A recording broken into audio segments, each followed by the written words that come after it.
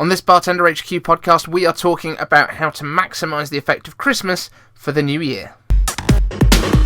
Welcome to the BartenderHQ.com podcast, guys. I am, as usual, your host, David Eden-Sangwell, and thank you so much for joining us. It is the 1st of December. I'm recording this on Sunday morning. We're putting it out Sunday night. We are not wasting any time today. And I want to talk to you, because it is December, about Christmas. Sorry, I know, we've left it long enough. We need to talk about Christmas. And we need to talk about how your bar will succeed in the new year based on what you do this month. Okay, so as everyone knows, Christmas is the one time of year that, the drinkers that don't normally drink will be out in force, being terrible at drinking. We also know that the city centres and the town centres are going to be full of people, so you have every opportunity to get them through your door. You are not trying to compete as much against Netflix and against a takeaway and against all of the other stuff. People are out celebrating, drinking in bars, and it's up to you to make sure that your bar is one of the ones that they visit and that they love it, so that in the new year they know where to go back to. How do we bring people through the doors, though? That is the difficulty, because everyone is trying to get everyone through their doors in December. They are the whole year, but certainly through December, everyone puts all of their effort into bringing as many people through their doors as they possibly can. Now, I know that's what's going to happen, and you might not have a huge marketing budget, but if your bar has access to Instagram, if you have access to Facebook, if you have access to a computer or a telephone, a mobile phone, not a Nokia 3210, they won't work, but a smartphone like every person in the country pretty much has in their pocket today, you can really make an impact on your bar's success in 2020. So let's talk about what you can do. Does your bar have hosts? Over Christmas, a huge amount of bars will have people that are specifically there throughout the Christmas period, purely to take bookings and host those bookings once they come in through the door. Now, those Christmas coordinators need to be your secret weapon in terms of creating the buzz over Christmas and bringing more people through the doors. Their job in generating business is not finished once those bookings are made. It's also in gaining awareness of your bar throughout the whole of December. Now, I'm not saying that if you don't have one of these guys, that you can't do this.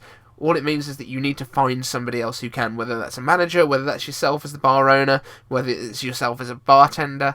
But obviously this is something you would need to run past your boss, because you need access to the bar's social media accounts. Once you have access to your bar's social media accounts, the main ones that we're going to be using in particular are going to be Facebook and Instagram. The other stuff that you can also make some use of is Twitter, if your bar has one. It's not one of the networks that everyone needs so much these days, but there is also no harm in being there.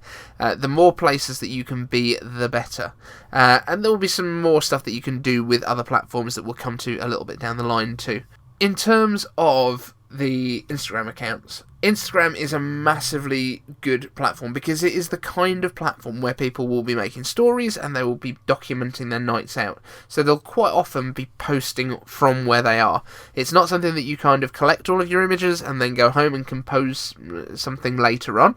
It's something that you do in the moment. It's Instagram. It's instant. That's the whole point. So we can actually leverage that from the bar's perspective by searching for hashtags that would be used in the vicinity of your bar. And in fact, if you have a hashtag for your bar itself, that will really help. So I would, if you have an independent bar specifically, I would definitely say it is worth you coming up with a hashtag that you use for everything that you post from the bar, that's also probably the bar's name, if at all possible, so that you can kind of make use of that hashtag and also promote it to be used by people who are in your bar. That way you can actually keep an eye on the stuff that's being said about your bar and by the people in it. So what are we going to do? We're going to grab our phones, we're going to go to Instagram's app and make sure that for one thing, we're posting at least daily, probably 2, 3, 4 times a day on the main Instagram feed. Now that might sound like a lot, but it's actually very simple when you run a bar, because all you need to do is take a lot of pictures of the drinks that you're serving, the drinks that you're making anyway, especially if you have any table service areas. You can grab snaps of those drinks before they get taken out to a table by the waiters, and that makes really good, quick, instant content for Instagram. By the same token, you can do the same with food if you're a restaurant venue, and this stuff, even if you don't use it in your main feed, you could use it in your stories. So Instagram stories is a really useful tool. Actually, a lot of people spend more time in the stories now than they do in the main Instagram feed, which I think is mental, because this stuff only lasts for a day, but it also means that you get a lot more opportunity to experiment there. So anything that you put in the Instagram stories only lasts for a day unless you choose to archive it. It's really important, and it's a really good way that you can actually just experiment with some stuff that you don't necessarily know if your customer base or your audience is going to really resonate with. So I had an idea that you could actually have a manager who's waiting on the pass take a picture of every single dish that leaves that restaurant and puts it into the story. That will give you an enormous amount of content, possibly too much even, so you can start to be a bit more selective, but you can also go back into those pictures that you've taken and take the best ones and put them into your feed as well. Now, it's really important that the stuff you put into your feed is not just a photograph with no context. You need to have good captions, you need to make sure that hashtags are being used effectively, and make sure that you're actually going to have some real content that Instagram can also kind of index to see who would like your content. Make sure that every post that you do on Instagram has your location on it, and then Instagram can actually promote your account to other people that are nearby and that are searching for that area. Once you've made sure that your feed for Instagram is looking pretty good, you don't need to worry about having patterns between things. You don't need to have little stripes of content. Or the one that really irks me is when people put like a 9x9 square that's one big image across all of the Instagram feed. It looks really cool the first time you see it, but then when you think to yourself, they then have to post 3 posts at a time every time they post, because otherwise it's going to mess up that image. And you never know what Instagram is going to do. They might change the layout of that page and make it a 4x4 or a 2x2. And then your image is ruined anyway, and you've spent all this time trying to promote it. And also, those individual pictures that you're putting out don't make any sense, because it's like quarter of a picture. It really, really doesn't make any sense to me why people would do that on the regular basis. The amount of effort that it takes to put in there and then to maintain. Just make sure that you're putting out valuable content and stuff that really showcases how good your bar is. Now, I would also be looking at putting out content around your bartenders and your staff, and what your bartenders love, what your bartenders hate, what's their favourite drinks. Make little profiles of each of your bartenders at the bar and post those up onto Instagram with a nice picture of the bartenders, and you will give your guests a chance to kind of connect with the bartenders and the people that they will see when they're actually out there talking to people, which is nice, because your bartenders then become little mini celebrities for your bar, and they become brand ambassadors. Now, this is something else that we'll touch on a little bit down the line when we talk about what your bartenders in general can do to help support this effort, but that is a really great way to kind of connect your bartenders with the guests. So once you've got your feed looking good and you've got your stories looking good, so you've just got stuff going out on your stories all the time. Stories are a great place to put like happy hour starts now or whatever, but obviously make sure you put the times on there so that people aren't coming in too late and then being disappointed. However, you can use the stories feature to really kind of drive home stuff that's happening in the now, in the same way that you would with Twitter, and then the stuff that's on your feed is the stuff that kind of is evergreen and is going to stay there for quite a while. Once you've got all of that looking good, then you need to go into what's called the $80 strategy. Now, this is something from Gary Vaynerchuk, and I know I talk about him all the time. I work in one of his community management groups as a moderator just to help out, because just working with the other people that he works with is like, it just rubs off on you in such a great way how great he is at communicating. So what you can do with this $80 strategy is basically giving your 2 cents worth on 90 posts a day, or something along those lines. So 90 is an arbitrary number, but it's a really good kind of starting point to be like, that's my aim. So the idea with this is you will go into the Instagram search page, you will search for the area that you're in, so the city centre that you're in, for example. So for me, I would look at Birmingham and anything that's hashtagged Birmingham, and I would ignore the top posts and go straight over to the latest posts, because what you're looking for is people that are in the area. You are going to try to use commenting on other people's images as a way to raise awareness for your bar, and not necessarily just to raise awareness, but also to make people think to themselves, well, we might as well pop by since we're near. So you're going to use this, but you're not going to promote yourself in the comments at all. All you're going to do is be a part of the community. So if you see people that are in the city centre having a good time, mention what your favourite drink in the bar that they happen to be in there is.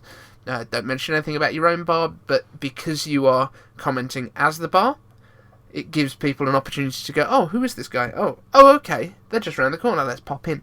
So, dead easy little way of doing it. It costs absolutely nothing, but you're building more community, you're building more engagement with people, and you're also not being spammy. You're not going in there to spam people and to tell them about your offer, you're going in there to talk to them about what they're doing already.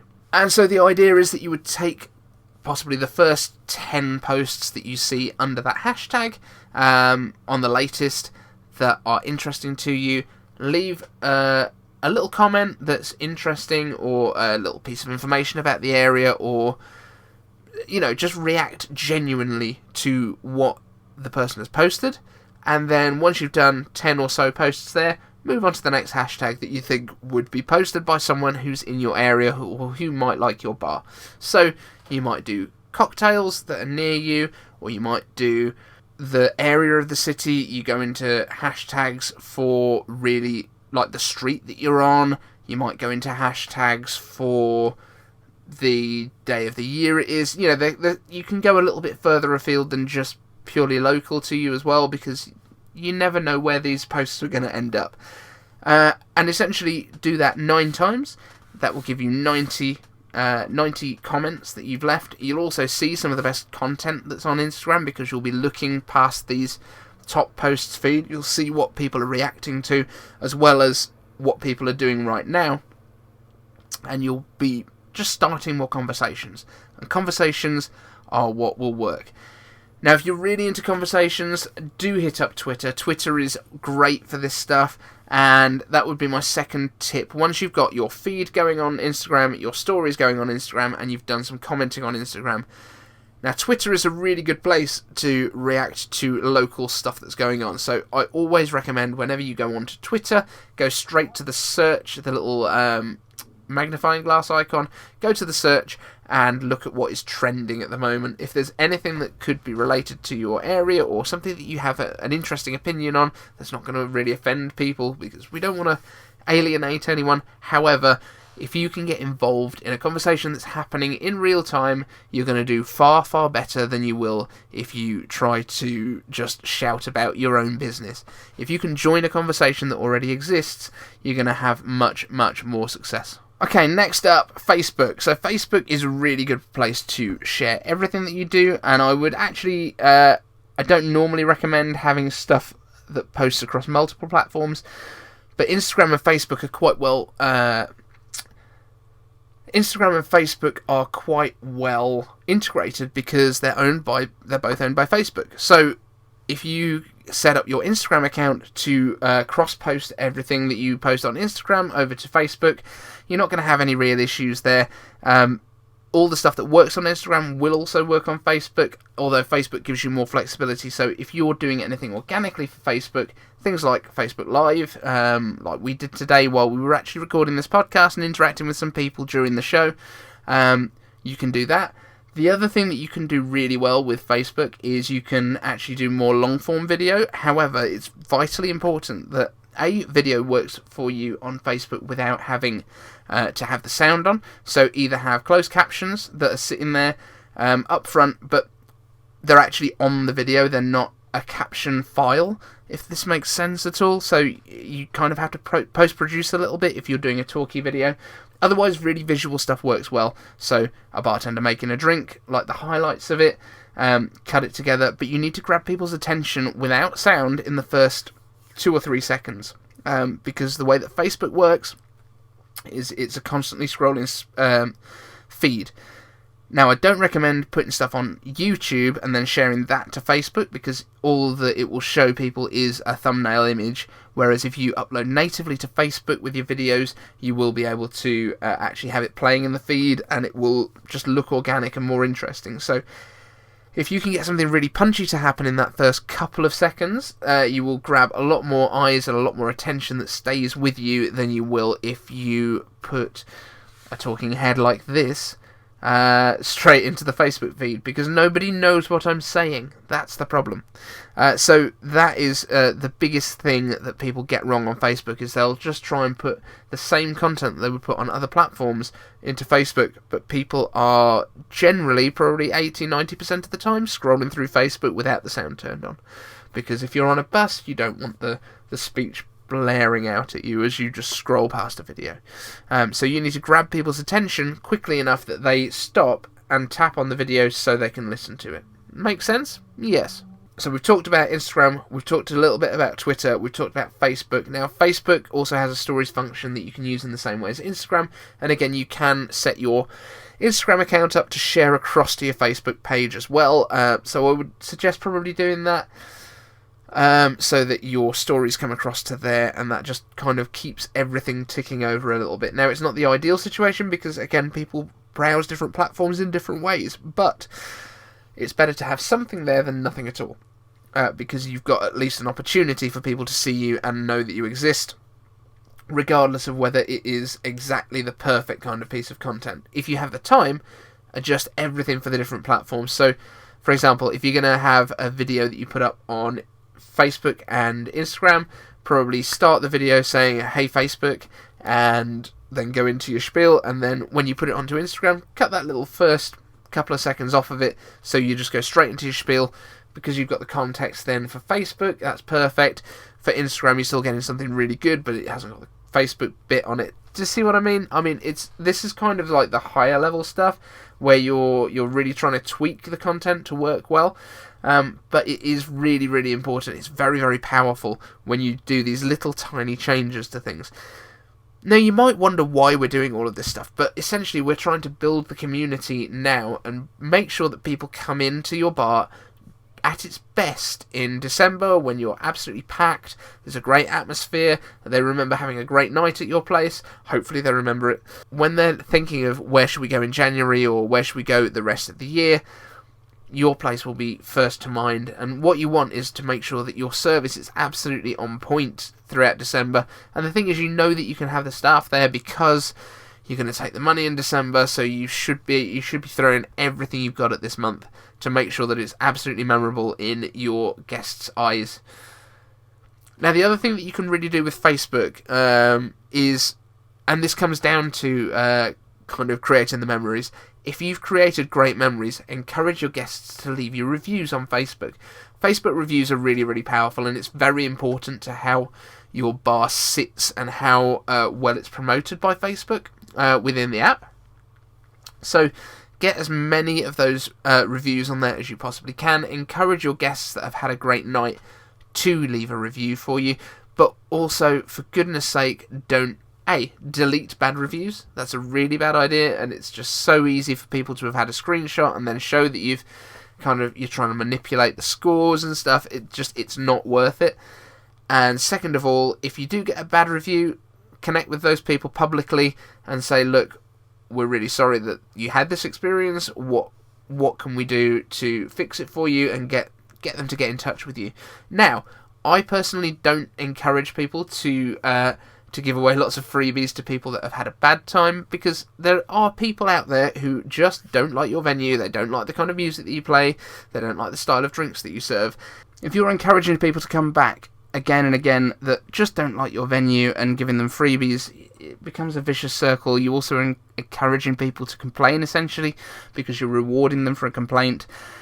That's not the way that you build a rabid following of people that love your brand. The people that love your brand and leave you great reviews, by all means reach out to them with a little thank you gesture, whether it's, a free shot when you buy your first round, or whether it's a percentage off your next food bill, or something like that, as a thank you for leaving a really great comment.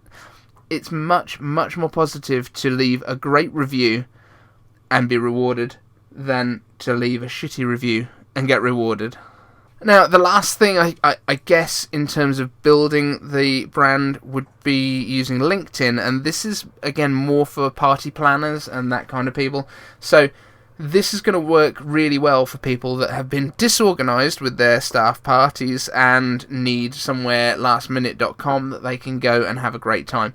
If you've got availability, I would be posting it on LinkedIn throughout December so that people who are in a business environment and have a kind of a business that they're trying to arrange an event for, that's where they're probably going to be hanging out anyway. And if they see, there is somewhere that's got availability, they might well just hit that message button and send you a message, and you can fill those spots quite easily. You can also use Facebook to advertise any remnant spaces that you've got, but I feel like LinkedIn is going to bring you in the bigger bucks because you're going to get the business card put behind the bar.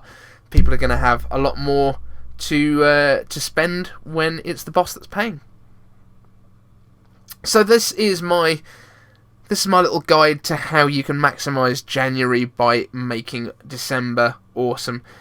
If you've got any other ideas for this, guys, please do hit me up in the comments on YouTube, or you can drop me a message on the BartenderHQ Facebook page, or hit me up on Twitter at BartenderHQ, and I would love to kind of continue this conversation offline with you guys. Thank you so much for listening, and I will see you on the next podcast.